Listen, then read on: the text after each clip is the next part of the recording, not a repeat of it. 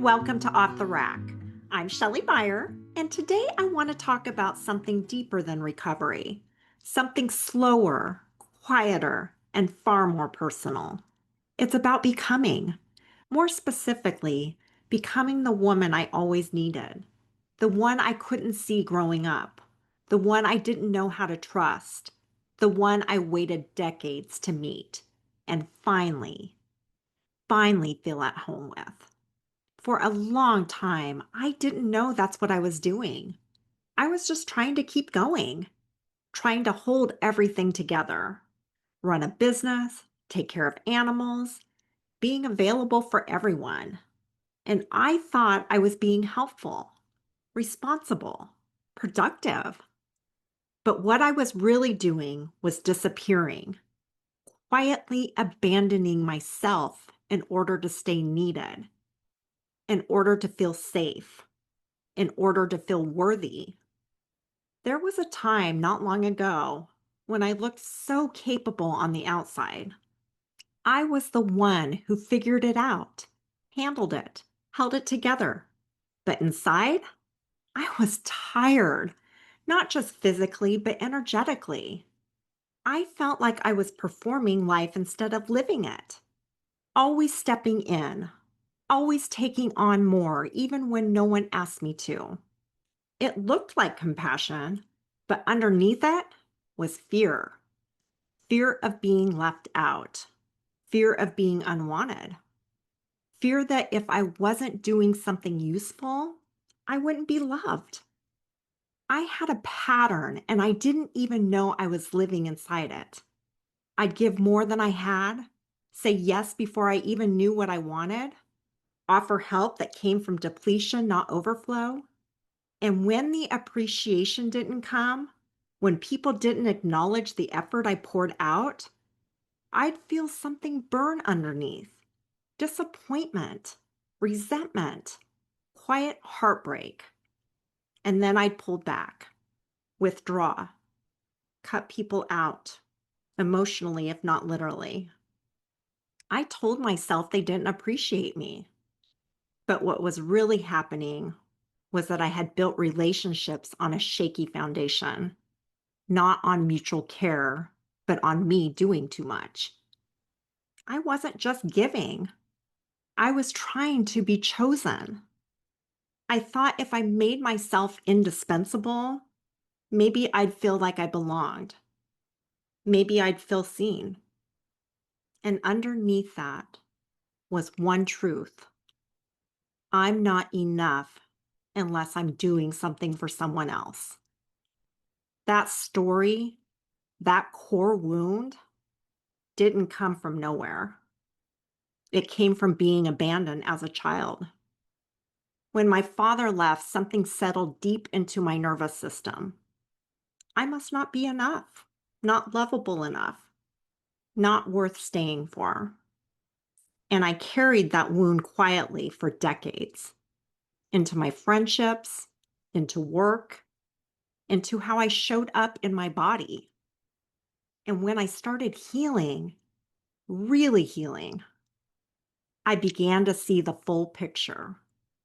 This wound wasn't just mine, it was ancestral, passed down through my mother, through her mother, through generations of women who didn't use their voice, who stayed small, who kept giving because that's what made them good.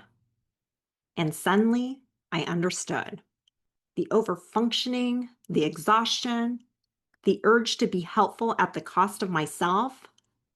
It wasn't just personality, it was programming, and I was here to break it.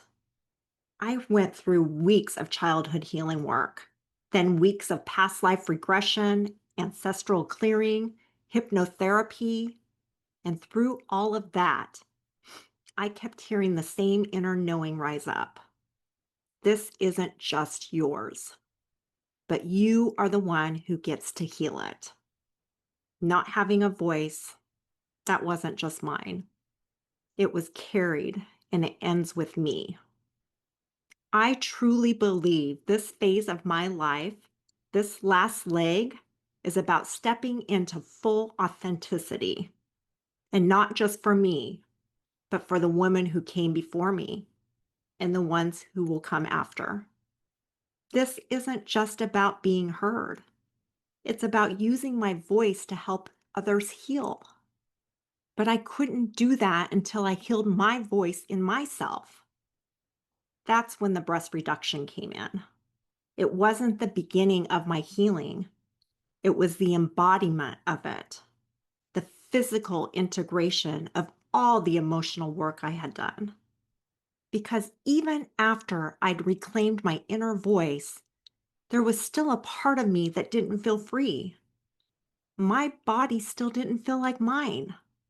My chest had always made me feel watched, judged, uncomfortable in spaces I wanted to show up in. It wasn't just about back pain or bra size. It was about energy. It was about not having to shrink anymore, not having to bend forward, literally or emotionally, to stay small. And the thing I didn't see clearly until recently was that I had been trying to disappear and be seen at the same time. Physically, I was hiding, dressing to fade into the background, rounding my shoulders, avoiding the spotlight. But emotionally, I was longing to be witnessed, to be affirmed, to be told, "You matter. You're enough. I see you." I was shrinking and reaching at the same time, and the tension between those two things were breaking me apart. That's why surgery wasn't just about aesthetics. It was about alignment. When I stood in the mirror after surgery, I didn't just see a new body. I saw a new posture, a new presence, a woman finally standing without apology. I cried, not because I was sad, but because I had never seen myself like that before. Not hunched, not hiding, just there, clear, whole. And from that moment forward, things began to shift, not just physically, but in how I live, how I lead, how I choose. There's one story that really showed me how far I've come. I used to run a pet sitting business. Even after closing it, I kept one client because I loved her horses. I loved being on her land. It felt nourishing, a yes in my body. But recently, she reached out again, asking if I could take care of her horses. She gave me plenty of notice, and she was so kind. Old me would have said yes right away, even though I still had rib pain, even though it would have meant lifting heavy buckets, doing the kind of physical work I know I wasn't ready for.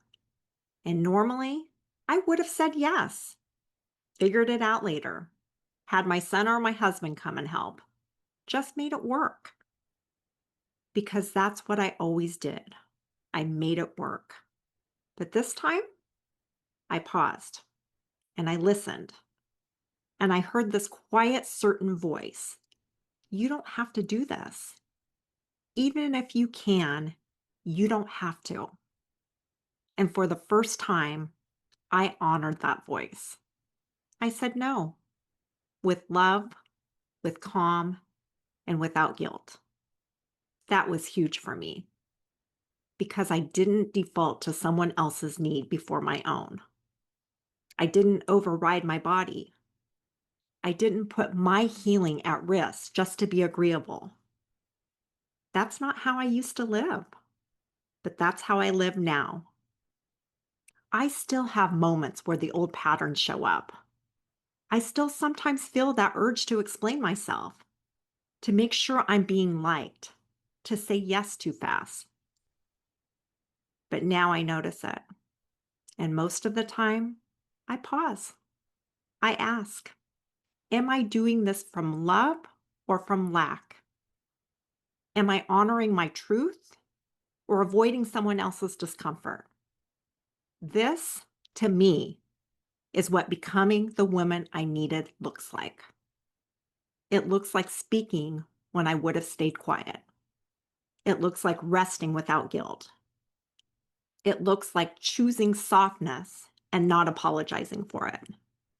And it's not just about me, because now that I've found her, this version of me that I worked so hard to become, I know she's here to help others do the same. This voice I've reclaimed, it's not just for me. It's part of the medicine I carry in this world. But I couldn't use it for others until I used it for myself first. And maybe that's where you are too, somewhere in the middle. Not who you used to be, but not yet fully walking as the version of you who's waiting. Let me tell you, you don't have to rush. You don't have to get it all right. You just have to keep choosing differently. Keep noticing. Keep breathing. Keep returning. You are not behind. You are becoming. If you'd like to connect more deeply, come join our Facebook group, Off the Rack Breast Reduction Support for Women. You can also join the waitlist for the Healing Room or share your story at backwardshealth.com. We're building something sacred, and you're part of it. I'll see you tomorrow, but until then, be gentle with your heart and kind to your body, and fiercely devoted to the woman who is finally beautifully becoming everything you were always meant to be. She's here. She matters, and she's enough.